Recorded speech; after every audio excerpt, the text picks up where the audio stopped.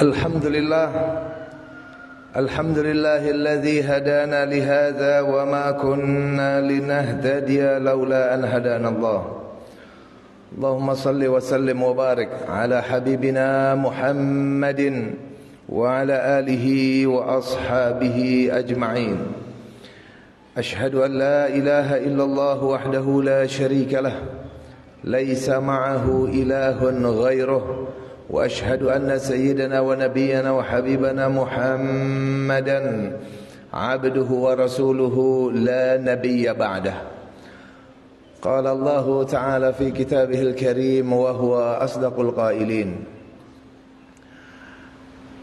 سبحان الذي أسرى بعبده ليلا من المسجد الحرام إلى المسجد الأقصى الذي باركنا حوله لنريه من آياتنا إنه هو السميع البصير. وقال نبينا محمد صلى الله عليه وسلم أو كما قال النبي صلى الله عليه وسلم: لا تشد الرحال إلا إلى 3 مساجد: المسجد الحرام ومسجدي هذا والمسجد الأقصى. صدق الله العظيم وصدق حبيبه نبينا الكريم ونحن على ذلك من الشاهدين والحمد لله رب العالمين. Amma ba'du, ahibba'il kiram yang saya hormati dan yang saya muliakan, segenap para alimul ulama, para abi, ayah, walid, abun beserta seluruh tengku di dayah Rauhul Mudi Aziziyah. Kita doakan semoga para abi, para tengku senantiasa dalam perlindungan dan dalam keberkahan dari Allah Subhanahu wa taala. Segenap kaum muslimin dan wabil khusus para santri dari dayah Rauhul Mudi Aziziyah, kita doakan semoga para santri di tempat ini senantiasa diberikan oleh Allah Subhanahu wa taala futuhal arifin, dibukakan pintu-pintu ilmunya oleh Allah Subhanahu wa taala dan pintu hidayahnya untuk senantiasa mendapatkan ilmu yang benar, ilmu yang hak, yang dapat selalu membela agama Allah Subhanahu wa taala. Ahibba'il kiram, pada kesempatan kali ini tausiah saya bahwasannya kita di dunia saat sekarang ini sedang menghadapi satu masalah besar. Di hadapan kita di sini ada seorang syekh sahabat saya, Fadilatul Syekh Dr. Ahid Abul Atha. InsyaAllah ta'ala nanti setelah sholat Jumat berakhir, kita akan mendengarkan perkembangan dari lapangan, dari Palestina.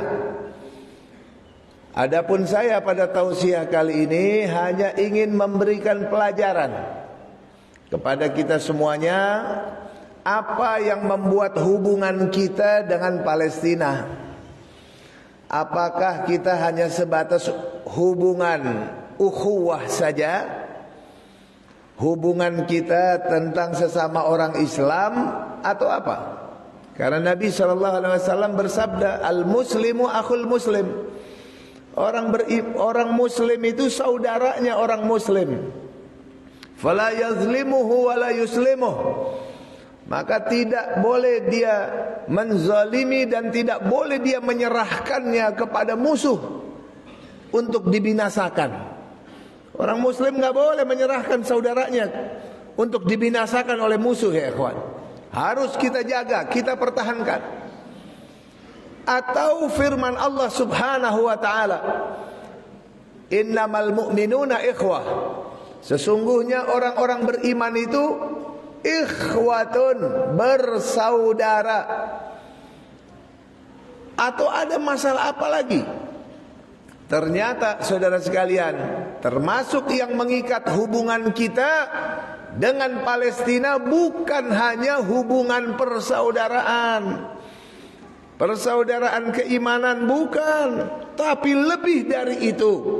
Palestina ada satu tempat yang disucikan Allah Subhanahu wa ta'ala, yang mana kita sebagai umat Islam wajib kita terlibat dalam pembelaannya, menjaga kesuciannya, menghindari daripada pelecehan dan penodaan masjid tersebut, yaitu Masjid Al-Aqsa Al-Mubarak. Masjid Al-Aqsa adalah satu tempat, bukan bangunan begini. Masjid Al-Aqsa bukan seperti bangunan yang kita ada sekarang nih, bukan. Masjid Al-Aqsa itu adalah tempat, satu areal, satu wilayah di puncak Jabal Baitul Maqdis. Di atas puncak gunung Baitul Maqdis itu semua namanya Masjid Al-Aqsa. Kalau bangunan begini bisa hilang, bisa berdiri, bisa bertambah, bisa tambah tinggi, bisa hilang lagi kena gempa, bisa runtuh. Itu bukan bangunannya, tapi tempatnya. Seperti dulu Ka'bah pernah hancur, lalu Nabi Ibrahim bangun lagi. Kemudian Masjidil Aqsa pernah hancur juga, Nabi Sulaiman bangun lagi. Itu pernah, tapi asasnya ada.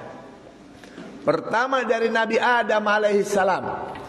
Dari Nabi Adam alaihissalam, yang pertama kali bersama-sama atas perintah Allah Ta'ala, Nabi Adam dengan para malaikat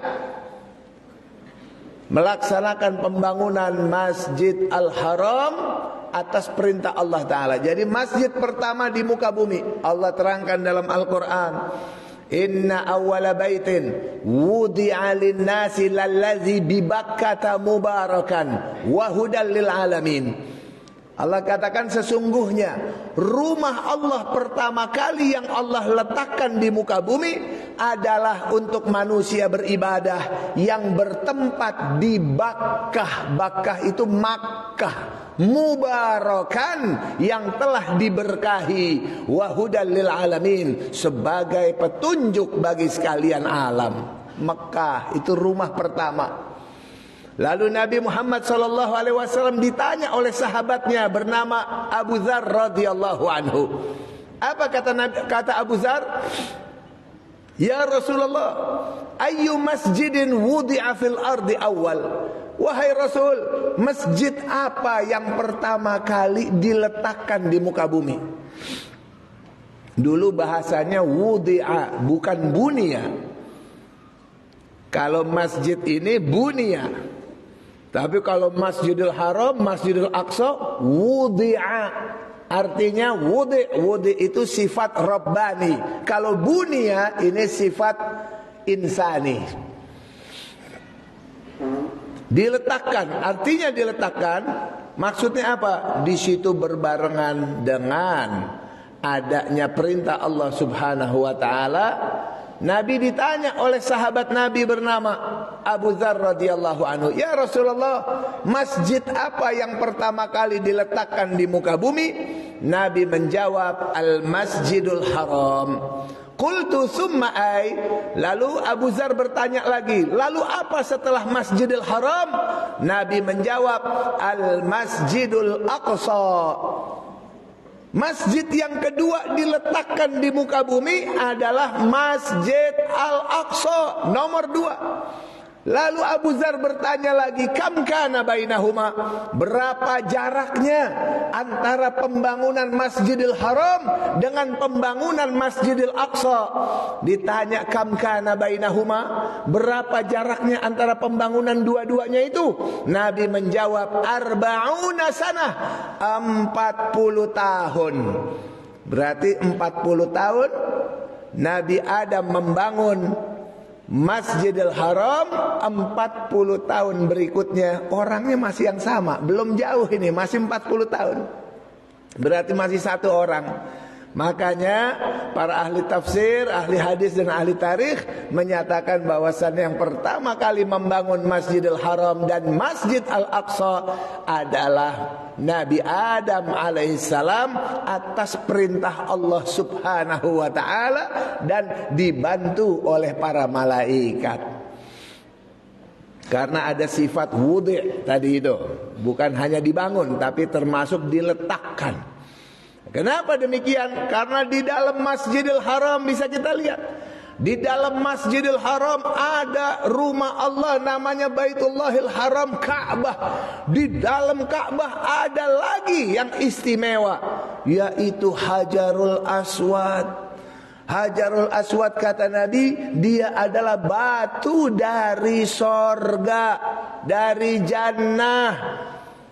Pertama warnanya sangat putih, lebih putih dari susu. Tapi ternyata sawadathu dzunubul insan, itu Hajarul Aswad menjadi hitam karena dosa-dosanya manusia.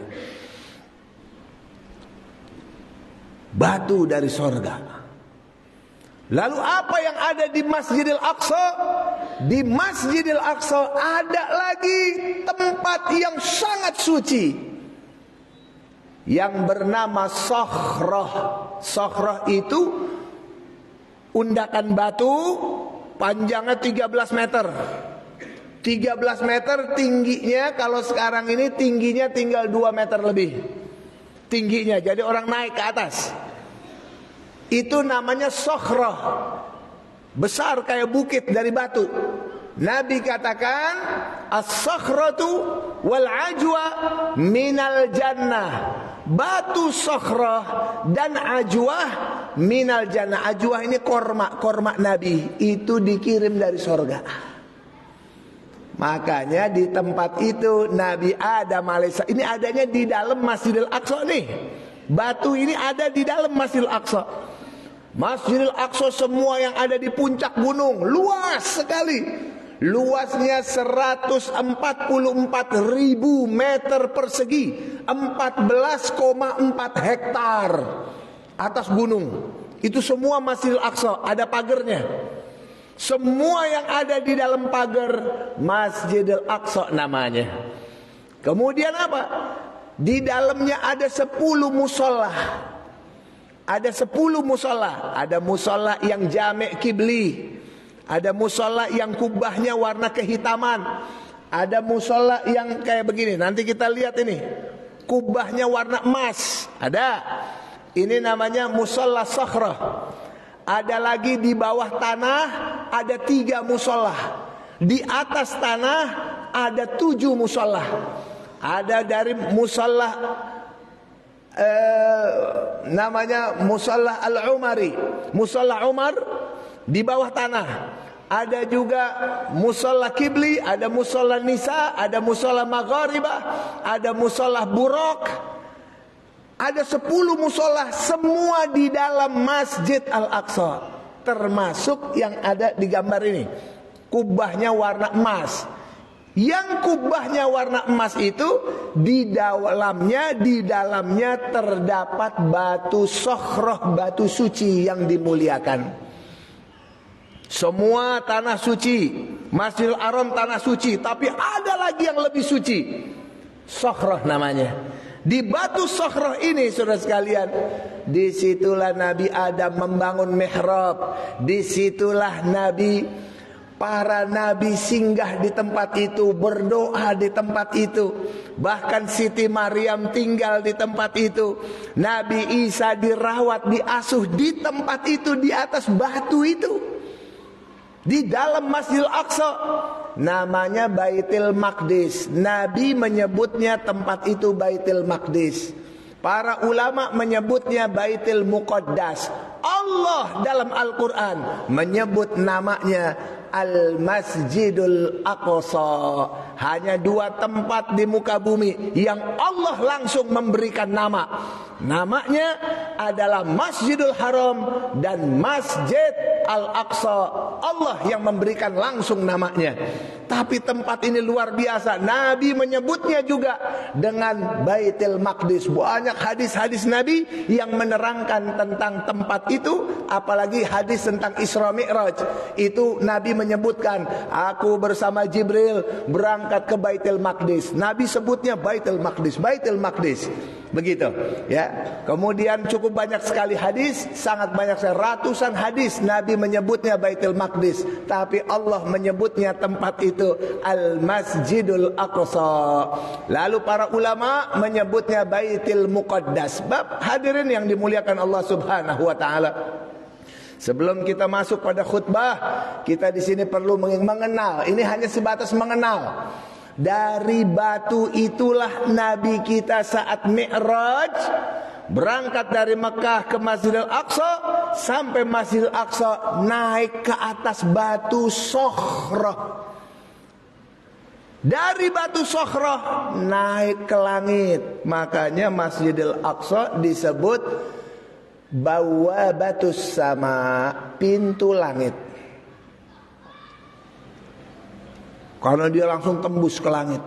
Langit 1, 2, 3, 4, 5, 6, 7. Lalu masuk sorga, lihat neraka. Lalu sampai ke Sidratil Muntaha. Indaha Jannatul Ma'wa. Idh yaghsha sidrata ma yaghsha. Ma zaghal basaru wa ma tagha. Laqad ra'a min ayati rabbihil kubra. Sampai ke sana terima wahyu.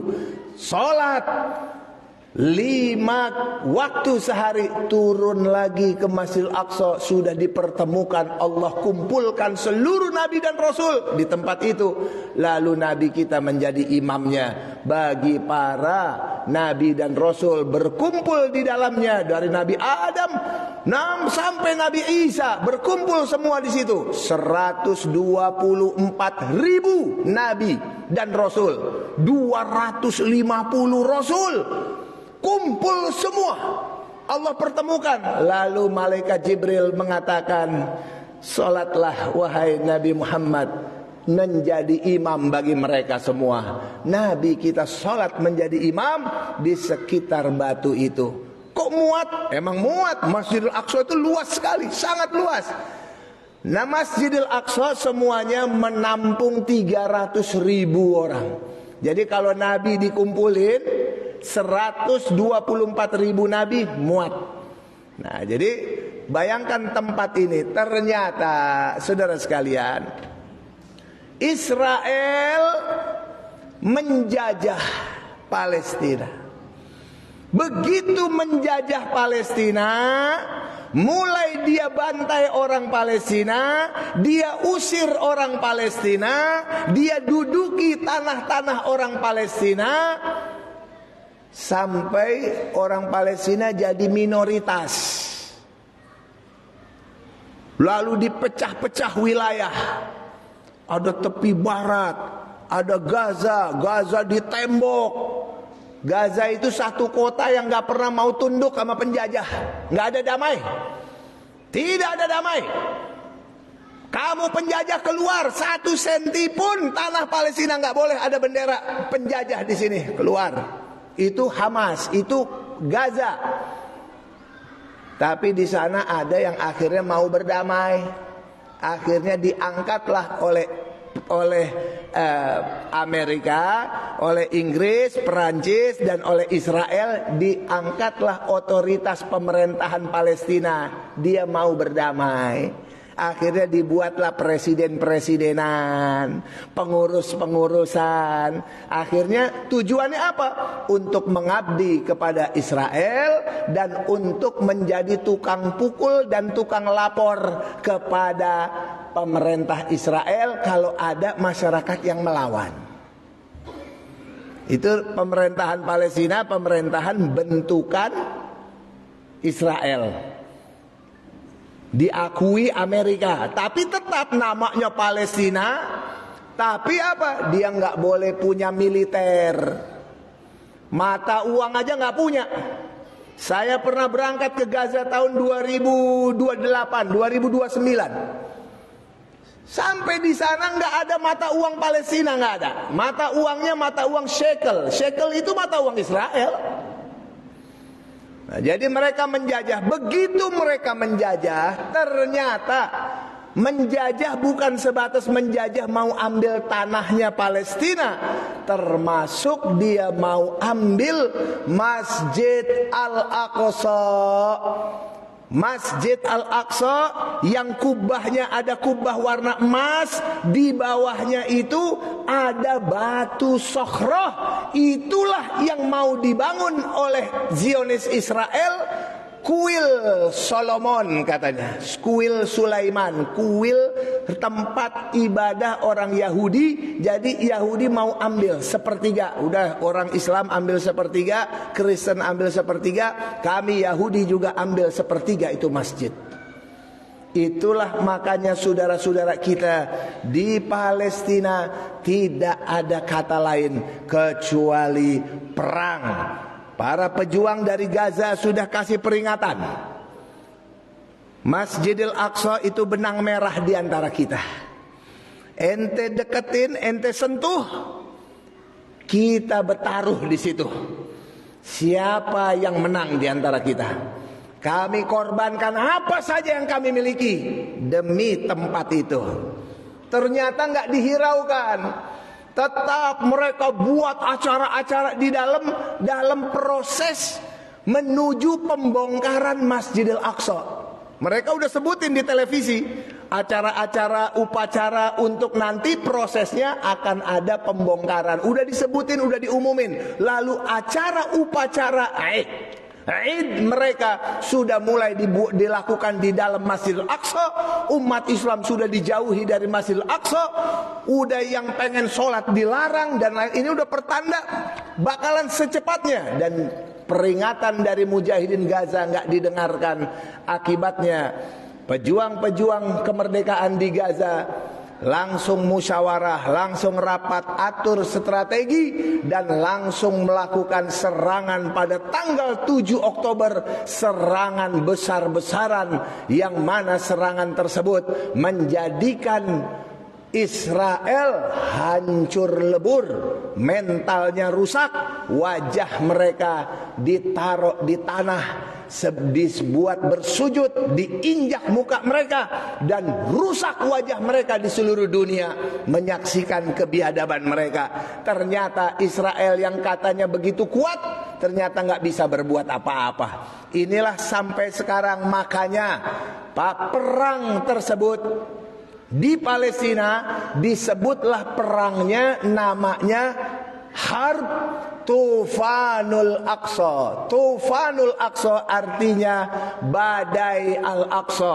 Kenapa dia sebut namanya badai Al-Aqsa?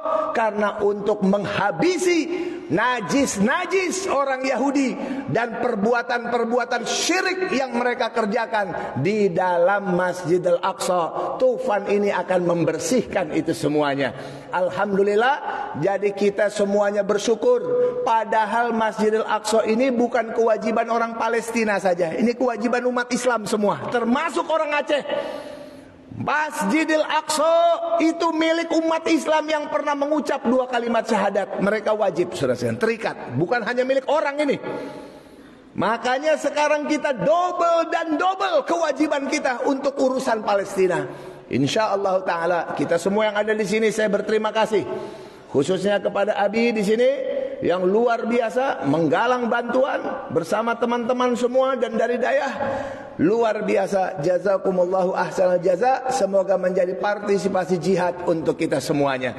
Sekarang mari kita masuki daripada khutbah Jumat kita. Alhamdulillahi wahdah, sadaqa wa'dah, wa nasara 'abdah, wa a'azza jundah, wa hazamal ahzaba wahdah. Allahumma salli wa sallim wa barik ala nabiyyina Muhammadin wa ala alihi wa ashabihi ajma'in. Ashhadu an la ilaha illallah wahdahu la sharika lah, wa ashhadu anna sayyidana Muhammadan 'abduhu wa rasuluhu la nabiyya ba'dah. لقد قال الله تعالى في كتابه الكريم وهو أصدق القائلين يا أيها الذين آمنوا اتقوا الله حق تقاته ولا تموتن إلا وأنتم مسلمون. Faya ibadallah, usi nafsi wa iyyakum bitaqwallah wa bita'ati rasulih faqad fazal muttaqun. Laqad awsana Rasulullah sallallahu alaihi wasallam fi hubbi wa fi zihab ila rihlah mubarakah amanah nabawiyah ila thalathati masajid ila rihaliha. Faqala Nabi sallallahu alaihi wasallam la tushaddu ar-rihalu illa ila thalathati masajid al-masjidul haram wa masjidi hadha wal masjidil aqsa. Asallahu subhanahu wa ta'ala an yarzuqana ziyarata hadhihi al-masajid jami'an wa nusalli في داخل مسجد الأقصى محررا إن شاء الله تعالى آمين يا رب العالمين. بارك الله لي ولكم في القرآن الكريم ونفعني وإياكم بما فيه من الآيات والذكر الحكيم وتقبل الله مني ومنكم تلاوته إنه هو السميع العليم فاستغفروه إنه هو الغفور الرحيم.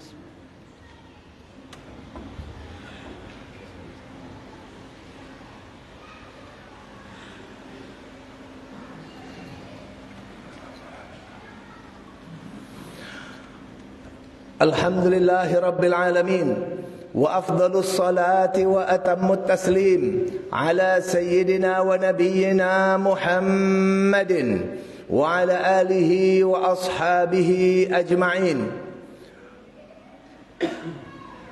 قال الله تعالى في كتابه الكريم يا أيها الذين آمنوا اتقوا الله حق تقاته ولا تموتن إلا وأنتم مسلمون. فيا عباد الله اتقوا الله حق تقاته فقد فاز المتقون.